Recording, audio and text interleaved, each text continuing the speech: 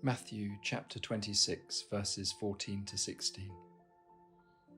Then one of the 12, who was called Judas Iscariot, went to the chief priests and said, "What will you give me if I betray him to you?"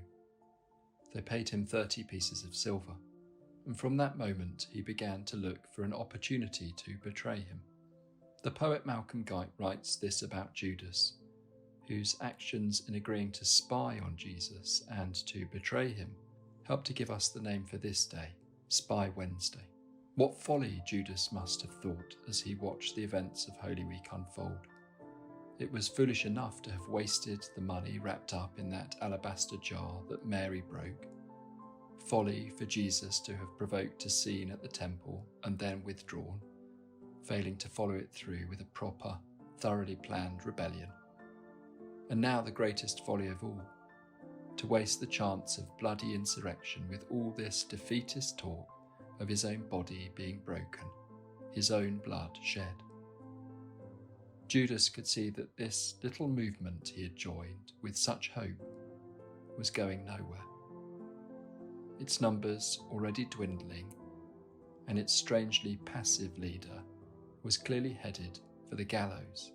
What to do? What would be the wise course of action? Best to jump ship first before they all went down. Best indeed to put some clear blue waters between himself and this crowd, lest he be dragged down with them. Best indeed to bring the whole foolish charade to an end as soon as possible. The authorities were bound to pick up this great fool anyway, bound to have informers.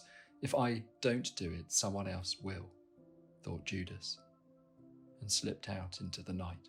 Judas left Jesus to his folly and seemed wise enough looking on later from a distance. But hidden in the folly of the cross was a wisdom Judas had never guessed. Unless a grain of wheat falls into the ground and dies, it bears no fruit. But if it dies, it bears a rich harvest, Jesus had said. And in utter trust he had made himself the seed of all humanity, and cast himself and all of us, once and for all, into the rich ground of God's eternal love. Looking past Good Friday to that first Easter, another wise thinker, another one who might have been a Judas, but became instead a new creation, suddenly saw it all, and said to himself and to us, "Thou fool, that which thou sowest is not quickened except it die."